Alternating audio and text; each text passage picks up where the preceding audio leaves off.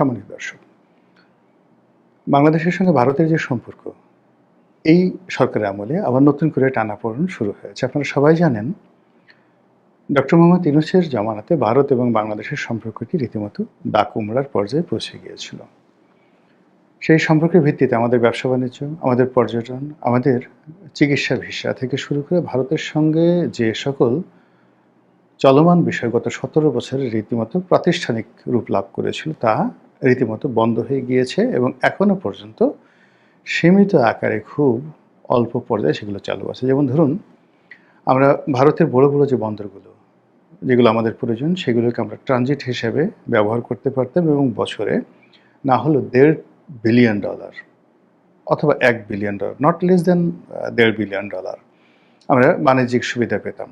আমাদের দেশ থেকে আমরা যখন এক্সপোর্ট করতে গিয়ে এখানে আমাদের ঢাকা বিমানবন্দর বা আমাদের চট্টগ্রাম বন্দর থেকে যে সকল এয়ারে অথবা সিতে যে সকল শিপমেন্ট ইউরোপে যায়, আমেরিকাতে যায়, আমরা অনেক সময় দেখা যাচ্ছে যে তাড়াহুড়োর কারণে বা অন্য বিভিন্ন কারণে আমরা সেই শিডিউলগুলো রক্ষা করতে পারিনি।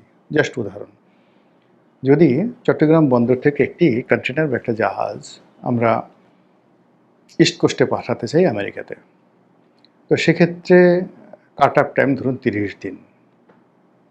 এখন আমাদের গার্মেন্টস মালিকরা দেখা গেল যে এই কাট আপ টাইমের মধ্যে তাদের হাতের সময় আছে 15 দিনের, কারণ হলো প্রোডাকশনে তাদের দেরি হয়েছে। এখন 15 দিনের মধ্যে সে কোনো যাকে বলা হয় সিতে এই মাল পাঠাতে পারছে না, মানে সমুদ্রপথে এই মাল পাঠাতে পারছে না, তাকে এয়ারে পাঠাতে হবে। তো এয়ারে যদি পাঠাতে হয়, তাহলে সিতে যদি মালের ভাড়া হয় $1000, এয়ারে এটির ভাড়া হয়ে যাবে $10,000, জাস্ট 10 টাইমস।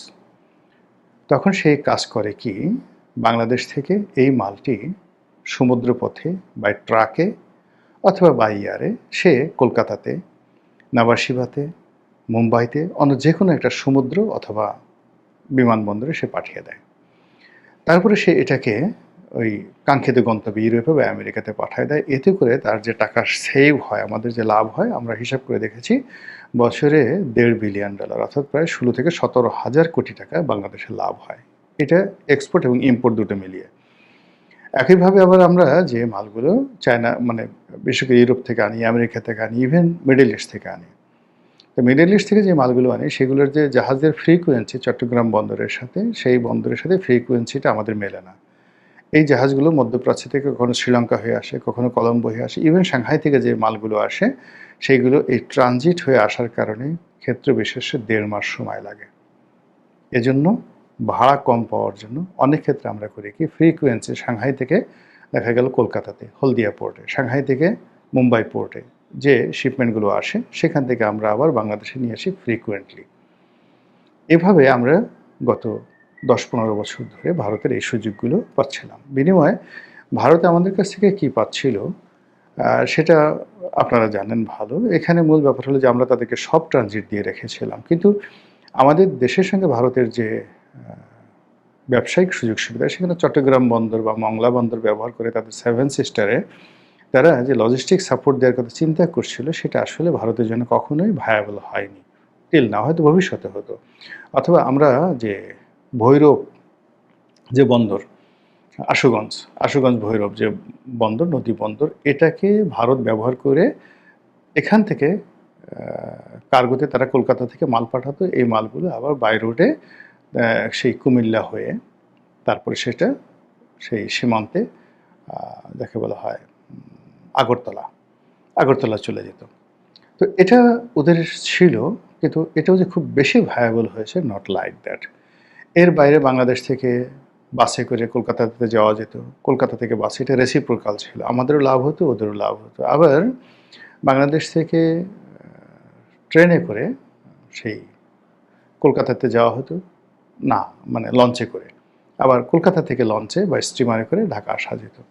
এই কাজগুলো শুরু হয়েছিল, কিন্তু এগুলো ব্যাপকভাবে চালু হয়নি এবং এই বিষয়গুলো ছিল আসলে রেসিপ্রোকাল। কিন্তু ভারতের সাথে আমাদের দ্বিপাক্ষিক যে সম্পর্ক, সেই সম্পর্কের ক্ষেত্রে 1 নম্বর হলো যে আমাদের ছিটমহল যে সমস্যাগুলো ছিল, সেই সমস্যা শূন্য। এটা পৃথিবীর ইতিহাসে এক অনন্য ঘটনা। শেখ হাসিনাকে আপনি যত গালাগাল করেন না কেন, এই একটা বিষয়ের জন্য তাকে পুরস্কৃত করতে হবে, ধন্যবাদ দিতে হবে, যে বাংলাদেশের সাথে ভারতের যে ছিটমহল সমস্যা, এরকম সমস্যা সারা দুনিয়াতে লক্ষ লক্ষ সমস্যা রয়েছে, যেটি ১০০ বছরও রিজলভ হয়নি, ৫০ বছরও হয়নি। কিন্তু বাংলাদেশের ছিটমহল সমস্যা যেভাবে শেখ হাসিনার জামানাতে নিষ্পত্তি হয়েছে, এটি বিরল। ১। ২ নম্বর হলো যে ভারতের সঙ্গে আমাদের যে সীমান্তে বেরুবাড়ি, আঙ্গরপোতা, দহগ্রাম, এটা নিয়ে যে সমস্যা ছিল, সেখানে যে আমরা নতুন রিশিডিউল অ্যাটলিস্ট ৮ থেকে ১০,০০০ বর্গ কিলোমিটার এলাকা, ১০,০০০ বর্গ কিলোমিটার এলাকা আমরা পেয়েছি। ভারতের কাছ থেকে চিন্তা করতে পারেন ১০,০০০ বর্গ কিলোমিটার এলাকা, কম বেশি হতে পারে, জাস্ট আমি একটা বললাম, ধরুন ১,০০০ বর্গ কিলোমিটার এলাকা, ধরুন ১ বর্গ কিলোমিটার এলাকা আমরা এটা ভারত থেকে পেয়েছি। আচ্ছা, এরপরে ভারতের সঙ্গে মায়ানমারের সঙ্গে আমাদের যে সমুদ্র বিরোধ ছিল, সেই বিরোধও শেখ হাসিনার জামানাতে একটা নিদারুণভাবে আমরা একটা ভালো ফলাফল পেয়েছি, চমৎকার একটি ফলাফল পেয়েছি। এখনও কিছু আনসেটেল বিষয় আছে। তো এই বিষয়গুলো নিয়ে ভারতের সাথে রেল ট্রানজিট, অন্যান্য যে বিষয়গুলো ছিল, সেইগুলো ডক্টর মোহাম্মদ ইউনূসের জামানাতে এসে একেবারে সব মুখ থুবড়ে পড়ে। কেবলমাত্র আমাদের নিত্য প্রয়োজনীয় দ্রব্যের আমদানি রপ্তানিতে ধস নেমেছে। বাংলাদেশ থেকে ভারতে যে আমরা রপ্তানি করতাম বিনা শুল্কে, একেবারে সম্পূর্ণ বিনা শুল্কে, সেটা বন্ধ হয়ে গেছে। আর ভারত থেকে আমরা যে সকল পণ্য আনতাম, সেই সকল পণ্য আমরা আনছি, বিকজ ওইগুলো ছাড়া আমাদেরও চলবে না আর ভারতেরও চলবে না। তো এই জায়গাগুলোতে আমাদের কস্টিং অনেক বেড়ে গেছে, এবং ভারতের এই বেপরোয়া এক্সপোর্টের কারণে আমাদের যে স্পিনিং মিলগুলো, এগুলো সব নষ্ট হয়ে গেছে। এত কিছুর পরেও ভারতের সাথে আমাদের যে সম্পর্কটি, সেই সম্পর্কটি বর্তমান সরকারের ছিল টপ প্রায়োরিটি। এর কারণ হলো যে আমাদের ব্যবসা বাণিজ্য, শিল্প, সাহিত্য, সংস্কৃতি, মন মানসিকতা, এমনকি বিনোদন, এগুলোর সঙ্গে ভারতের যে একটা ওতপ্রোত সম্পর্ক রয়েছে। আমাদের বাংলাদেশের ভিক্ষুকরা ভারতে যায় ভিক্ষা করতে, সারাদিন ভিক্ষা করে চলে আসে। ভারতের ভিক্ষুকরা বাংলাদেশে আসে ভিক্ষা করতে, এবং সীমান্তে তারা ভিক্ষা টিক্ষা করে চলে যায়। সীমান্তে বিভিন্ন জায়গাতে অন্ততপক্ষে ১০ লাখ লোক রয়েছে, যাদের এই সীমান্ত বাণিজ্যের উপর নির্ভর করে। বাংলাদেশের কাঁচামরিচ ভারতে পাঠাবে, ভারতের ডিম বাংলাদেশে আনবে, এবং ডেইলি এই কাজ করে এক একজনের ৫০০, ১,০০০, ২,০০০, ৫,০০০ টাকা লাভ হচ্ছে। এগুলো নিয়ে সিন্ডিকেট আছে, বড় বড় চোরাকারবারি গ্রুপ আছে। সীমান্তে ১০ লক্ষ লোক মোটামুটি এই শেখ হাসিনার পতনের পরে রীতিমতো মানে না খেয়ে মরার মতো অবস্থা তৈরি হয়েছে। তো সব মিলিয়ে একটা ব্যালেন্স তৈরি করার জন্য ভারতের সাথে যে সম্পর্ক, এটি এই সরকারের একটা প্রায়োরিটি সম্পর্ক ছিল, কিন্তু এটি হয়নি। এটি বরং এখন বুমেরাং হয়ে গেছে। যে দৃশ্য আমরা দেখছি বা যে সকল কথাবার্তা শুনছি, তাতে করে মনে হচ্ছে যে খুব দ্রুত এবং সহসা ভারতের সাথে সম্পর্ক স্বাভাবিক হবে না। এখন এই সম্পর্কটা কী কারণে হলো? তারেক রহমান সাহেবের সঙ্গে তো ভারতের সম্পর্ক স্বাভাবিক হবে, ভালো হবে, এবং এইভাবে একটা চুক্তি, এভাবে একটা কথাবার্তা বলেই তো সেখান থেকে আনা হয়েছিল। এরকম তো বাজারে প্রচলিত আছে। সত্য মিথ্যা বিএনপি ভালো বলতে পারবে। তো সেক্ষেত্রে কেন এরকম হলো? এটা প্রশ্ন। অনেকে বলার চেষ্টা করছে যে বিএনপি ক্ষমতা লাভ করার সাথে সাথে রাজনৈতিক দলকে নিষিদ্ধ করার যে আইনটি পাশ করেছে, যার মাধ্যমে আওয়ামী লীগকে এখন একেবারে পার্লামেন্টে আইন করে রাজনীতি করতে নিষিদ্ধ করা হয়েছে। এটা ভারত ভালোভাবে নেয়নি।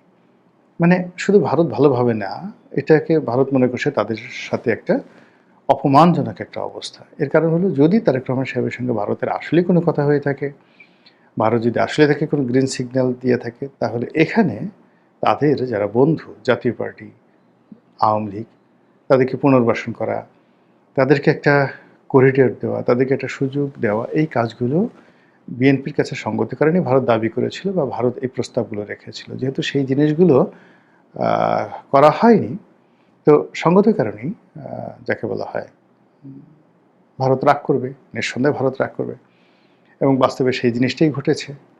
এবং এখন আমরা যে দৃশ্য দেখতে পাচ্ছি, যে সরকার ক্রমশ চীনের দিকে ঝুঁকে যাচ্ছে, সরকার ক্রমশ আমেরিকার দিকে ঝুঁকে যাচ্ছে। এখন আমেরিকা এবং চীন, এই দুটো তো কোনো অবস্থাতেই আপনি একত্রে রাখতে পারবেন না।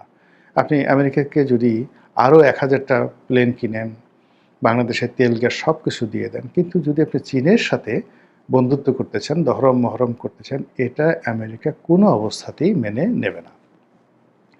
তো এই যে কূটনীতির যে একটা ব্যালেন্স, সেই ব্যালেন্সটা যেটা ধরুন জাপান পারে, যেটা ভারত পারে, এমনকি যেটা পাকিস্তান করে, সেটা আসলে বাংলাদেশের পক্ষে সম্ভব নয়। একদিকে আপনি চীনকে রাখবেন, আরেকদিকে ভারত রাখবেন, অন্যদিকে আমেরিকার সঙ্গে সমানে খেলবেন, যেটা শেখ হাসিনা চেষ্টা করেছিলেন, টিকে ছিলেন, কিন্তু তিনি শেষ পর্যন্ত সফল হতে পারেননি।